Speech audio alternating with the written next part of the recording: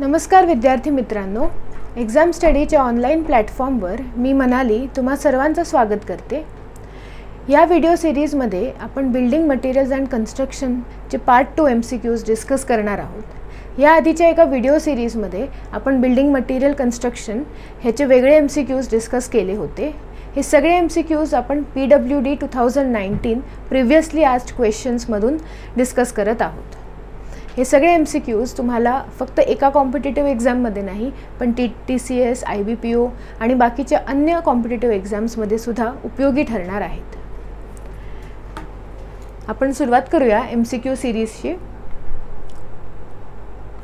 Which one of the following property of cement is evaluated by air permeability test?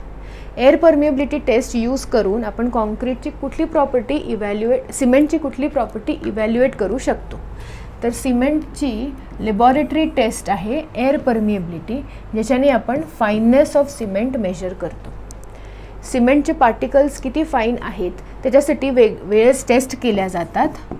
First is the sieve test, turbidimeter test and the third test is air permeability test. So answer for this is air permeability test.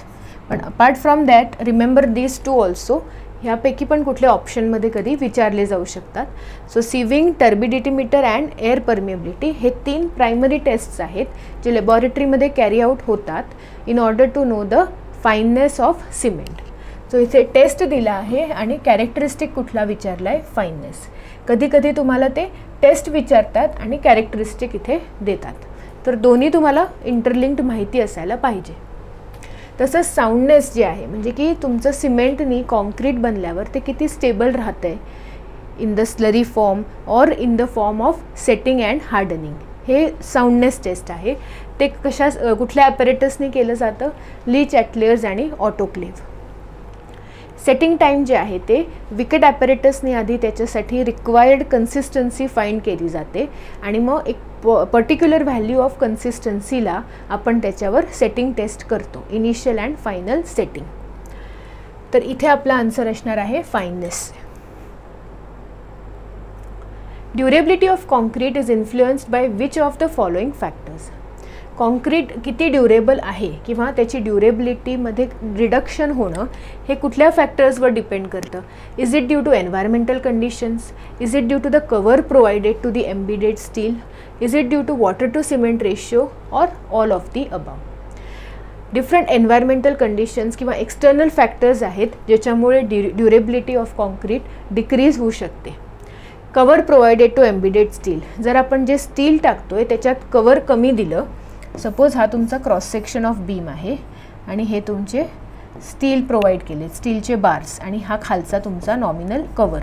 आता ह्या कवरची value जी required value आहे त्यापेक्षा कमी असेल आणि त्या कवरला काही पण रिझननी वेदरिंग किंवा कुठलं रिॲक्शन झालं तर हे स्टील जे आहे ते एक्सपोज होतं आणि स्टील मग पुढे रिॲक्ट करतं, त्यामुळे सुद्धा आपली ड्युरेबिलिटी ऑफ कॉन्क्रीट रिड्यूस होतं। वॉटर टू सिमेंट रेशियो जर आपण खूप कमी ठेवला तरी प्रॉब्लेम आहे, खूप जास्त ठेवला तरी प्रॉब्लेम आहे। Required W/C ratio is 0.23 and 0.15, so around 40%। खूप कमी पाणी घातलं तरी ते स्टिफ होणार, हार्ड होणार, वर्केबिलिटी हवी तशी नाही मिळणार। जर का खूप जास्त पाणी घातलं तर स्ट्रेंथ इफेक्ट होणार, कॉम्प्रेसिव्ह स्ट्रेंथ डिक्रीज होणार। सो ह्या सगळ्या पॅरामीटर्समुळे ड्युरेबिलिटी ऑफ कॉन्क्रीट अफेक्ट होते, त्यामुळे option will be all of the above.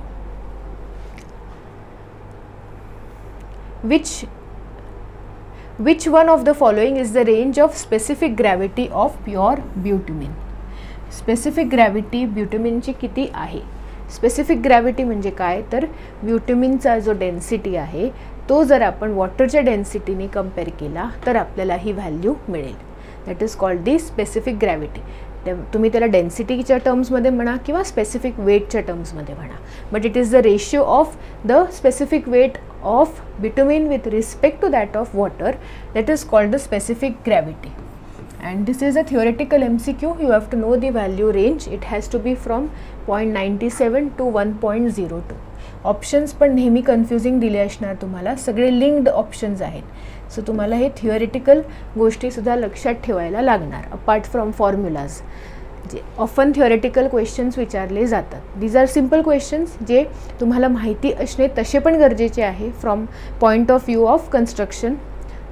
So you remember the answer 0.97 to 1.02, that is the range of specific gravity of pure bitumen. Which one of the following property of aggregate is evaluated by conducting impact test? Aggregates वर different test केले जातात because we have to see whether these are good enough for construction purpose. तर त्यातला एक taste आहे तो impact taste, ज्याच्यात load continuously दिला नाही जात पण अचानक दिला जातो, शॉक फॉर्ममध्ये दिला जातो. तर ते इम्पॅक्ट टेस्टनी काय कळतं आपल्याला, तुमचं ॲग्रिगेट किती साऊंड आहे, टफ आहे, हार्ड आहे किंवा none of the above. So impact दिल्याने तुम्हाला त्याचा टफनेस कळतो. जेव्हा ते ॲग्रिगेट असे शॉक लोड्स किंवा सडन लोड्स घेतं आणि तरी प्रिस्क्राइब्ड क्वांटिटीहून कमी ते ग्राइंड होतं, that means it is having resistance to impact loads, it is a tough aggregate.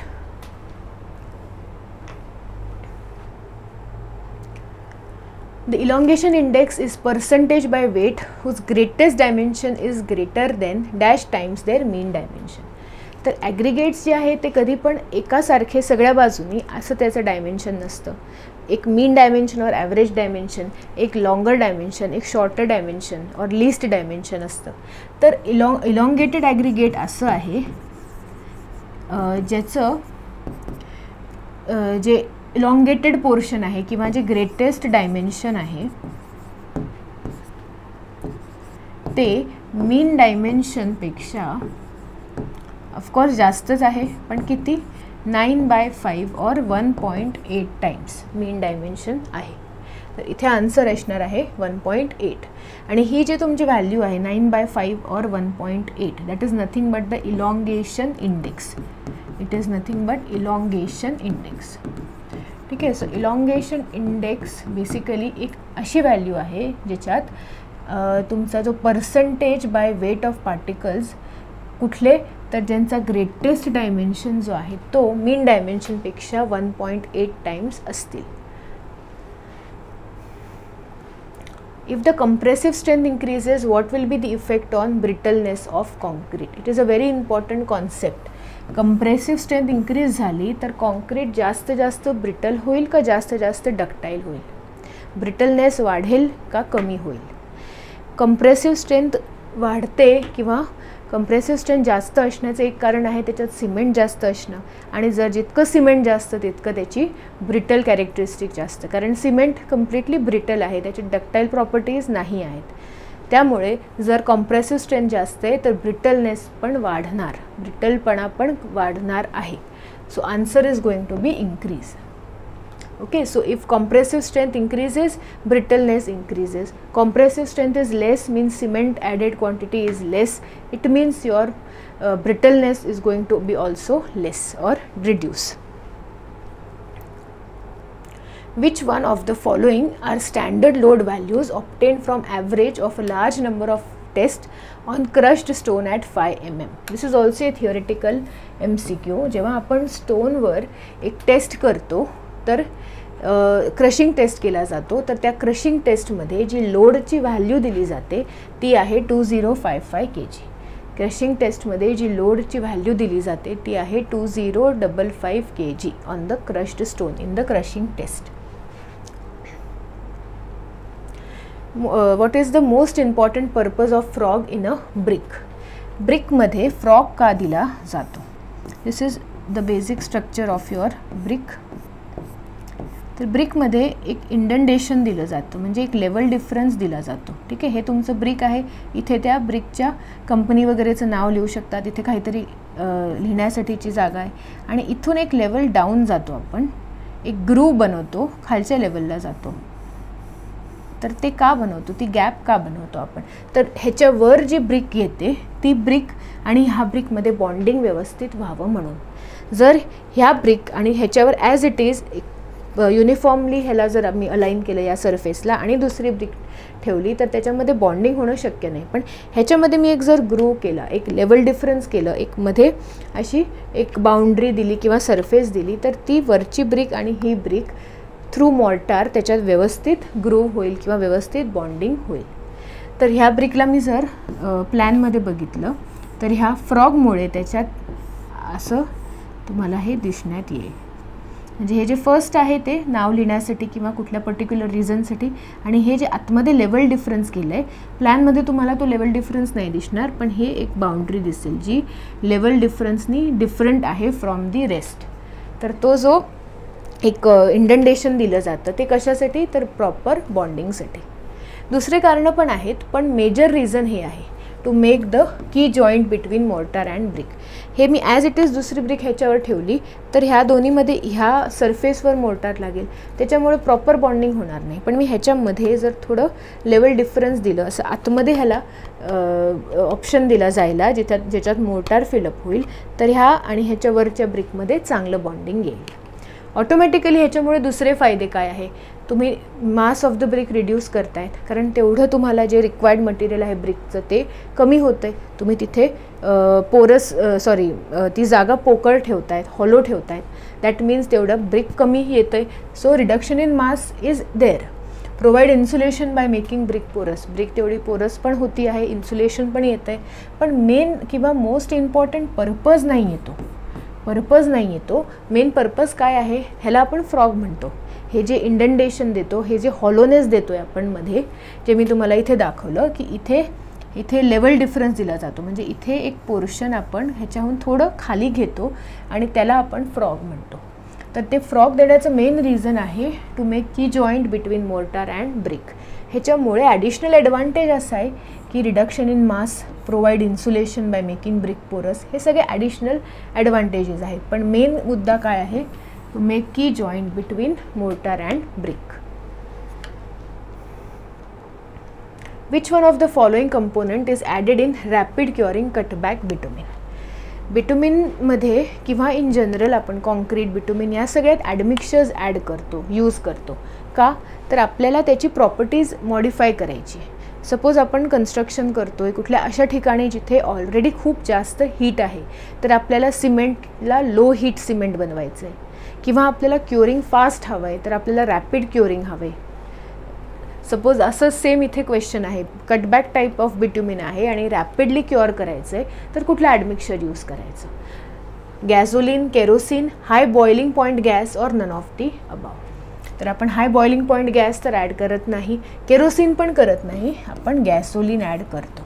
We add gasoline as admixture in the cutback bitumen to make it rapid curing. म्हणजे जे क्युअरिंगला time लागतो आहे तो आपल्याला कमी करायचा आहे, रॅपिडली क्युअर करायचं आहे, तर ॲडिशनल कॉम्पोनंट म्हणून गॅसोलिन ॲड होतं. Answer is 1 gasoline. Workability of concrete is determined by which type of test? Cylinder splitting test, VB test, surface area and pull out test. वेगवेगळे टेस्ट कॅरी आउट होतात, कारण आपल्याला बघायचं आहे जे concrete आपण बनवलं आहे ते वर्केबल आहे की नाही. आपण ज्या पॉईंटला त्याला मॅन्युफॅक्चर केलं आहे तिथून ज्या पॉईंटला आपल्याला त्याला पोहोचवायचं आहे, may be in the shuttering or the of the beam slab, तिथे नेईपर्यंत ते स्टेबल राहायला पाहिजे, त्याचं सेटिंग चालू नको व्हायला. सो ह्या सगळ्या इश्यूजसाठी आपण वर्केबिलिटी फाइंड आउट करतो. Workability is determined by different test, mainly VB test out of these options.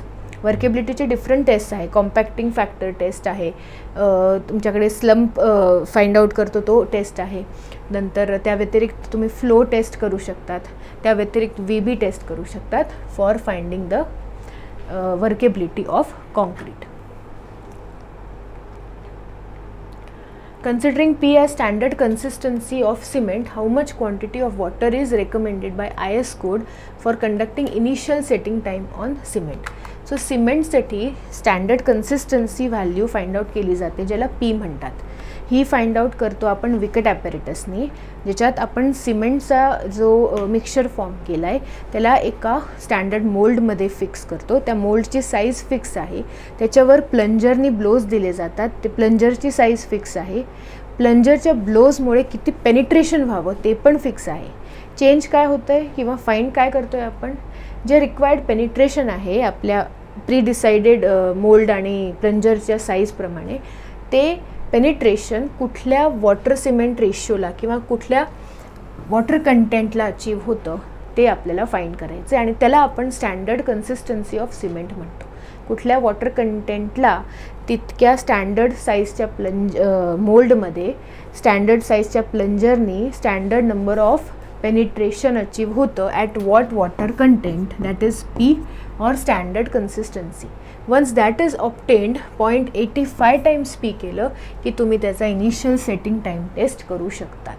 आधी स्टँडर्ड कन्सिस्टन्सी टेस्ट करायचा, त्याच्यावरनं 0.85 P फाइंड आउट करायचं.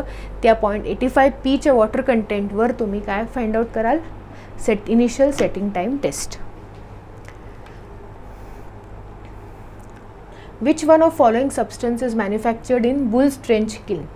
बुल्स ट्रेंच किल्नमध्ये ब्रिक्स, सिमेंट, ग्लास किंवा ऑल ऑफ द अबाव ह्यापैकी काय बनू शकतं.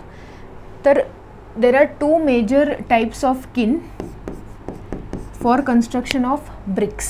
One is the bull trench and second is the Hoffman. Okay, Hoffman. For construction of bricks you use bull trench or Hoffman kiln and that's why answer will be bricks. ठीक आहे. So cement, glass इथे ते पण किल्नमध्ये manufacture होतं, पण हे जे तुम्हाला विचारलं आहे बुल्स ट्रेंच त्याच्यात ब्रिक्स मॅन्युफॅक्चर होतात.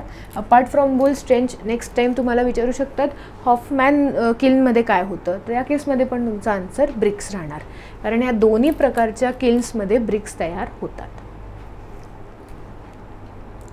The plasticity to mold bricks in suitable shape and size is given by which of the following component. Plasticity factor जो आहे तो ब्रिक्सला कशाने दिला जातो.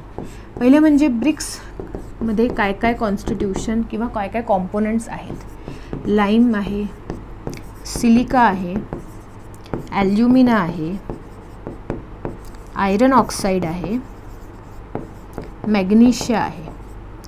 हे सगळे कॉम्पोनंट्स तुमच्या ब्रिकमध्ये आहेत. Lime, silica, ॲल्युमिना, iron oxide, magnesia. प्रत्येका कॉम्पोनंटचे स्पेसिफिक अमाऊंट ऑफ व्हॅल्यू आहे ज्याच्याहून ते एक्सीड व्हायला नको आणि प्रत्येकाची एक पर्टिक्युलर प्रॉपर्टी आहे. सो ह्यातली जी प्लास्टिसिटी इंड्यूस करणारी प्रॉपर्टी आहे ती ॲल्युमिना देते. Alumina gives that required moulding property, that required property which gives the shape to the bricks. तो जी प्लास्टिसिटी प्रॉपर्टी रिक्वायर्ड आहे ब्रिक्ससाठी ती ॲल्युमिनाकडून मिळते. Granite rock lies in the category of dash. So granite rock जो आहे तो कुठल्या कॅटेगरीत येतो. Aquiclude, aquitard and aquifuge. Apart from this there is one more, aquifer. ग्राउंडमध्ये किंवा जे ग्राउंड वॉटर टेबल आहे त्याच्यात 4 प्रकारचे तुम्हाला कॉन्स्टिट्यूशन्स दिसतात. कसले, तर त्या अंडरग्राउंड लँडचे. It may be aquifer, it may be aquitard, जे ऑप्शनमध्ये आहेत, ॲक्विक्लूड अँड ॲक्विफज.